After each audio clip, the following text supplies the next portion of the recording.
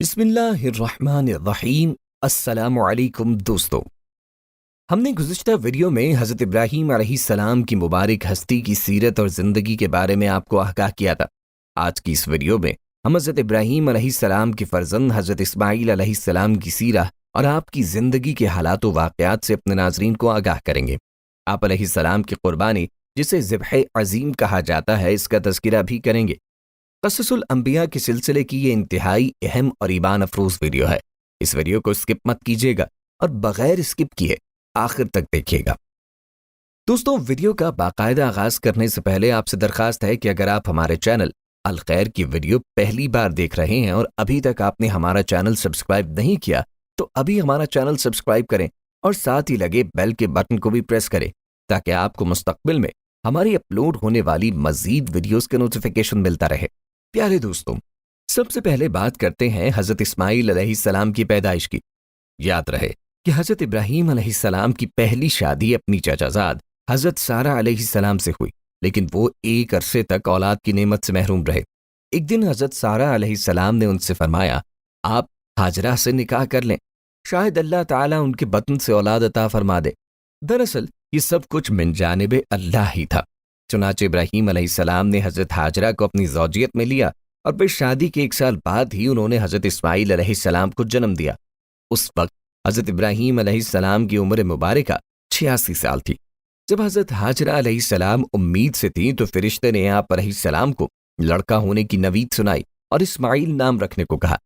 یاد رہے کہ حضرت اسماعیل علیہ السلام 1800 قبل مسیح میں پیدا ہوئے، لیکن دوستوں، حضرت ابراہیم علیہ السلام دعاؤں، آرزوؤں اور تمناؤں کے بعد پیرانہ سالی میں پہلے فرزند کی پیدائش پر خوشیوں کا بھرپور اظہار بھی نہ کر پائے تھے کہ انہیں اللہ کی طرف سے ایک آزمائش سے گزرنا پڑا۔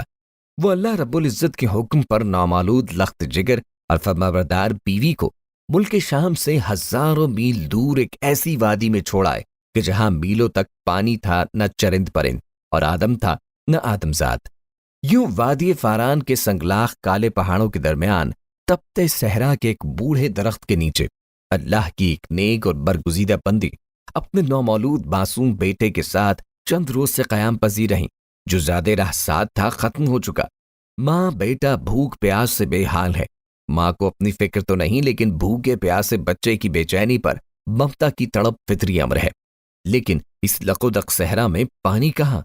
جو لخت جگر کی شدت پیاس میں اضافہ ہو رہا تھا، ممتا کی ماری ماں کی بھی بے قراری بڑھتی جا رہی تھی۔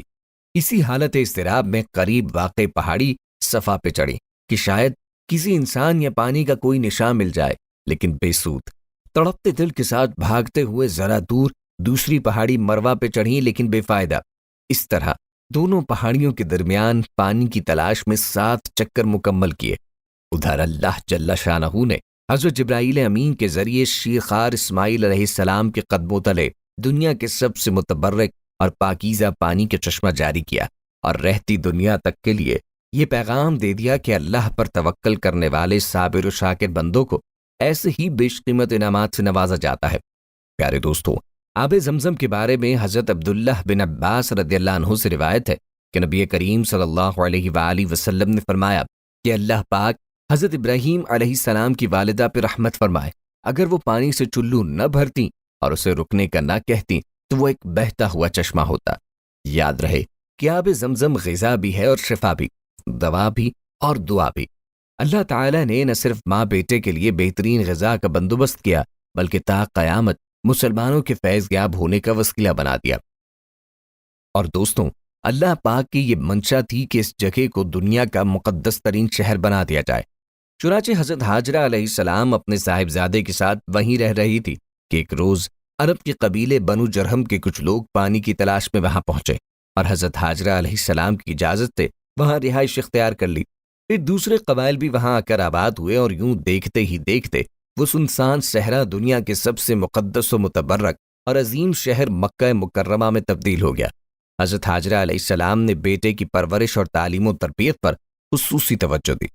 دوستوں، 13 سال کا طویل عرصہ جیسے پلک جھپکتے گزر گیا۔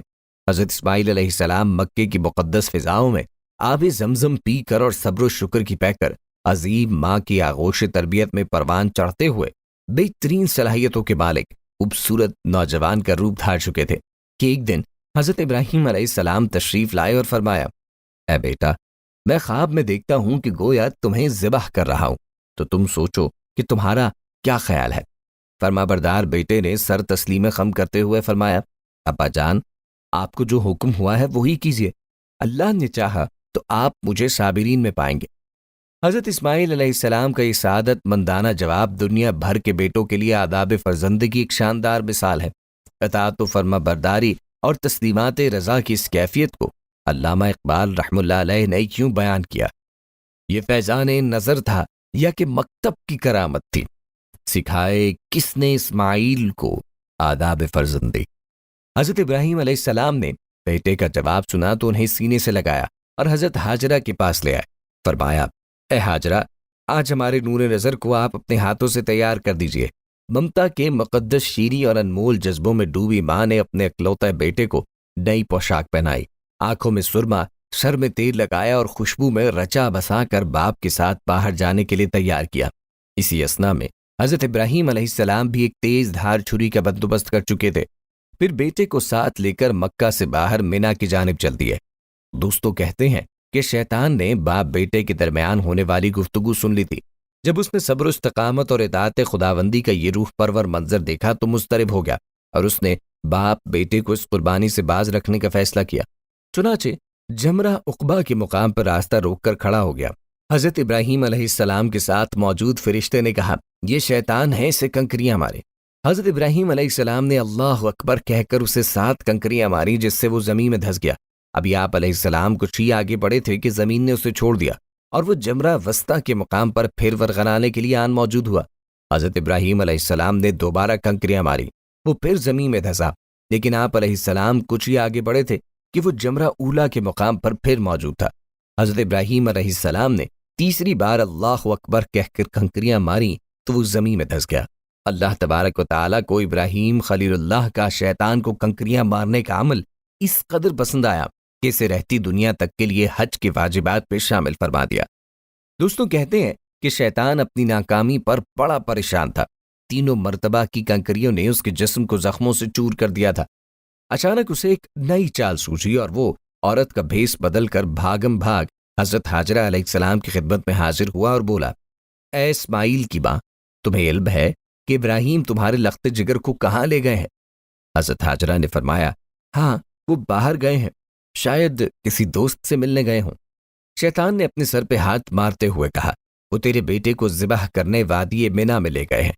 حضرت ہاجرہ نے حیرت و تعجب کا اظہار کرتے ہوئے فرمایا، یہ کیسے ممکن ہے کہ ایک شفیق اور مہربان باپ اپنے چہیتے اور اکلوتے بیٹے کو ذبح کر دے؟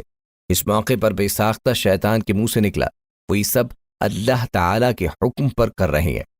یہ سن کر صبر و شکر اور اطاعت و فرما برداری کی پے کر اللہ کی برگزیدہ بندی نے فرمایا، اگر یہ اللہ کا حکم ہے تو ایک اسماعیل کیا، اس کے حکم پر 100 اسماعیل قربان ہے۔ دوستوں کہتے ہیں کہ شیطان یہاں سے نامراد ہو کر واپس مینا کی جانب پلٹا، لیکن وہاں کا ایمان افروز منظر دیکھ کر اپنے سر پر خاک ڈالنے اور چہرہ پیٹنے پہ مجبور ہو گیا۔ وادی مینا کے سیاہ پہاڑ، نیلے شفاف آسمان پر روشن آگ برساتا سورج، فلک پر موجود تسبیح و تحلیل میں مصروف ملائکہ، اللہ کی راہ میں اپنی متاع عزیز کی قربانی کا محیر العقول منظر دیکھنے میں محو تھے۔ مکے سے آنے والی گرم ہوائیں بھی مینا کی فضاؤں میں موجود عبادت و اطاعت، تسلیم و رضا اور صبر و شکر کی ایک عظیم داستان رقم ہوتے دیکھ رہی تھی۔ روایت میں آتا ہے کہ جب حضرت ابراہیم علیہ السلام نے حضرت اسماعیل علیہ السلام کو لیٹنے کی ہدایت دی تو حضرت اسماعیل علیہ السلام نے فرمایا، ابا جان، میں پیشانی کے بل لیٹتا ہوں تاکہ آپ کا چہرہ مجھے نظر نہ آئے، اور آپ بھی اپنی آنکھوں پر پٹی باندھ لیں تاکہ جب آپ مجھے ذبح کر رہے ہوں تو شفقت پدری کے امر الہی پر غالب آنے کا امکان نہ رہے۔ صبر و استقامت کے کوہ گنا والد نے گوشہ جگر کے مشورے پہ عمل کیا، اور جب اسماعیل علیہ السلام لیٹ گئے تو تکمیل احکام خداوندی میں تیز دھار چھری کو پوری قوت کے ساتھ لخت جگر کی گردن پہ پھیر دیا۔ باپ بیٹے کی اس عظیم قربانی پر قدرت خداوندی جوش میں آئی اور اللہ جل شانہ کے حکم سے حضرت جبرائیل علیہ السلام جنت کے باغات میں پلے سفید رنگ کے خوبصورت مینڈھے کو لے کر حاضر ہوئے۔ ابراہیم خلیل اللہ نے ذبح سے فارغ ہو کر آنکھوں سے پٹی ہٹائی تو حیرت زدہ رہ گئے۔ بیٹے کی جگہ ایک حسین مینڈھا ذبح ہوا پڑا تھا، جبکہ اسماعیل علیہ السلام قریب کھڑے مسکرا رہے تھے۔ اسی اثنا میں غیب سے آواز آئی، اے ابراہیم، تم نے اپنا خواب سچا کر دکھایا، بے شک ہم نیکی کرنے والوں کو ایسا ہی بدلہ دیا کرتے ہیں۔ حضرت ابراہیم علیہ السلام اور حضرت اسماعیل علیہ السلام کے اس بے مثال جذبہ ایثار، اطاعت و فرمانبرداری، جرأت و استقامت، تسلیم و رضا اور صبر و شکر پر مہر تصدیق ثبت کرتے ہوئے اللہ تعالیٰ نے قرآن پاک میں فرمایا، اور ہم نے اسماعیل کی عظیم قربانی پر ان کا فدیہ دے دیا۔ اللہ رب العزت اپنے دونوں برگزیدہ اور جلیل القدر بندوں کی یہ ادا اس قدر پسند آئی کہ اسے اطاعت، عبادت اور قربت الہی کا ذریعہ قرار دیتے ہوئے قیامت تک کے لیے جاری فرما دیا۔ دوستو، یاد رہے کہ ابھی آپ 15 برس ہی کے ہوئے تھے کہ والدہ ماجدہ وفات پا گئیں۔ والدہ کی جدائی کا آپ کو بڑا صدمہ تھا، اب اکیلے رہ گئے تھے۔ چنانچہ والد کے پاس ملک شام جانے کا ارادہ فرمایا، لیکن قبیلے اور شہر کے لوگوں کو آپ کی جدائی گوارا نہ تھی، لہٰذا قبیلے والوں نے آپ کا نکاح امالیق قبیلے کی ایک لڑکی امارہ بنت سعد سے کر دیا۔ ایک مرتبہ حضرت ابراہیم علیہ السلام ملنے کے لیے آئے تو حضرت اسماعیل علیہ السلام گھر پر موجود نہ تھے۔ ان کی اہلیہ کا رویہ انتہائی نامناسب تھا، تو وہ بیٹے کو ان خاتون سے علیحدگی اختیار کرنے کا پیغام دے کر چلے گئے۔ آپ نے والد کی نصیحت پر عمل کیا، پھر قبیلے کے لوگوں نے آپ کی شادی قبیلہ جرہم کی خاتون سیدہ بنت مداد سے کر دی۔ حضرت ابراہیم علیہ السلام پھر آئے تو اس بار بھی حضرت اسماعیل علیہ السلام موجود نہ تھے، لیکن ان کی بیوی کی سعادت مندی، شکر گزاری اور فرمانبرداری کی بنا پر ان سے بہت خوش ہوئے، نکاح برقرار رکھنے کا پیغام دے کر واپس ہوئے۔ پیارے دوستو، اب بات کرتے ہیں خانہ کعبہ کی تعمیر میں آپ علیہ السلام کے حصے کی۔ یاد رہے کہ حضرت اسماعیل علیہ السلام نے خانہ کعبہ کی تعمیر کے دوران اپنے والد کے شانہ بشانہ کام کیا۔ آپ علیہ السلام پتھر اور گارا والد کو دیتے جاتے اور وہ انہیں دیوار پہ چنتے رہتے۔ روایات میں ہے کہ خانہ کعبہ کی دیواروں میں جو پتھر استعمال ہوا ہے اسے حضرت اسماعیل علیہ السلام نے 5 پہاڑوں سے جمع کیا تھا، جن کے نام کتابوں میں کچھ اس طرح ہیں: طور حرا، طور زیتا، طور لبنان، طور سینا اور طور جودی۔ حضرت اسماعیل علیہ السلام حضرت جبرائیل علیہ السلام کی نشاندہی پر جبل ابو قیس سے حجر اسود لے کر آئے، جو جنت کا یاقوت ہے، جیسا کہ سورہ بقرہ آیت 127 میں اللہ تعالیٰ فرماتے ہیں، اور جب ابراہیم اور اسماعیل بیت اللہ کی بنیادیں اونچی کر رہے تھے، دعا کیے جاتے تھے کہ اے ہمارے پروردگار، ہماری یہ خدمت قبول فرما، بے شک تو سننے والا اور جاننے والا ہے۔ دوستو، یاد رہے کہ خانہ کعبہ کا پہلا متولی ہونے کی سعادت بھی آپ علیہ السلام کے حصے میں آئی، جیسا کہ تعمیر مکمل ہونے کے بعد حضرت ابراہیم علیہ السلام نے خانہ کعبہ کی صفائی، امامت اور آنے والے زائرین کی خدمت سمیت تمام کام حضرت اسماعیل علیہ السلام کی سپرد فرمائے اور ان کو نصیحت و ہدایت دیتے ہوئے بیت اللہ شریف کا متولی مقرر فرمایا۔ پھر آپ علیہ السلام خود واپس ملک شام چلے گئے۔ کہتے ہیں کہ حضرت اسماعیل علیہ السلام کی وفات کے بعد آپ علیہ السلام کے بیٹے نابت بن اسماعیل کعبے کے متولی بنے۔ دوستوں، اب بات کرتے ہیں آپ کی نبوت کے دائرے کی۔ یاد رہے کہ اللہ تعالیٰ نے حضرت اسماعیل علیہ السلام کو حجاز مقدس اور اس کے آس پاس کی تمام آبادیوں نیز قوم جرہم، قوم عمالیق اور اہل یمن کی طرف نبی بنا کر بھیجا، اور آپ علیہ السلام ہمارے پیارے نبی حضرت محمد مصطفیٰ صلی اللہ علیہ وآلہ وسلم کی جد اعلیٰ ہیں۔ آپ کو بتاتے چلیں کہ قرآن مجید میں حضرت اسماعیل علیہ السلام کے 3 اوصاف نہایت صراحت کے ساتھ بیان کیے گئے ہیں۔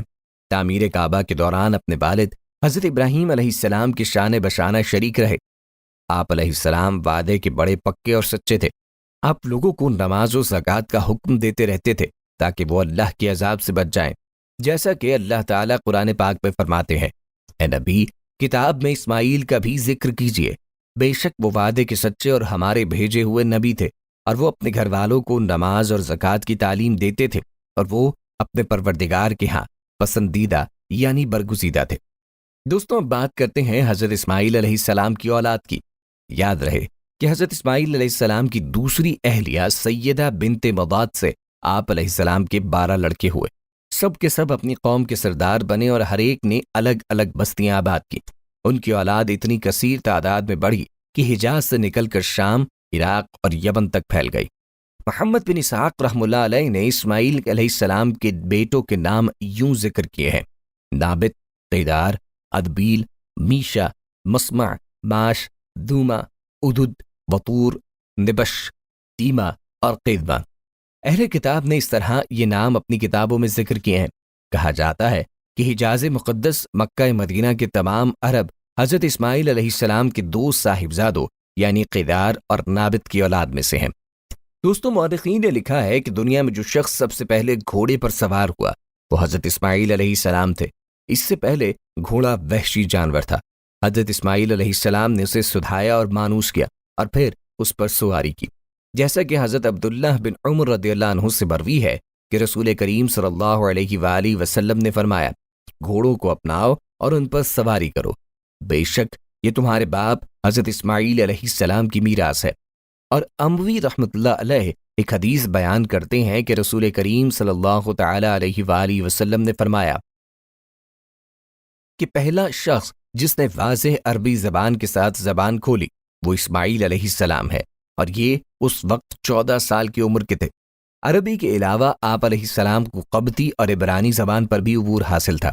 اور دوستوں، اب بات کرتے ہیں حضرت اسماعیل علیہ السلام کی وفات کی۔ روایات کے مطابق حضرت اسماعیل علیہ السلام نے 137 سال کی عمر میں وفات پائی۔ آپ علیہ السلام کو کعبۃ اللہ کے صحن میں میزاب رحمت اور حجر اسود کے درمیان اپنی والدہ کے پہلو میں سپرد خاک کیا گیا۔ پیارے دوستوں، کہتے ہیں کہ قرآن پاک میں حضرت اسماعیل علیہ السلام کا ذکر 12 مقامات پر آیا ہے، اور آپ علیہ السلام کا شمار اللہ تعالیٰ کے جلیل القدر انبیاء میں ہوتا ہے۔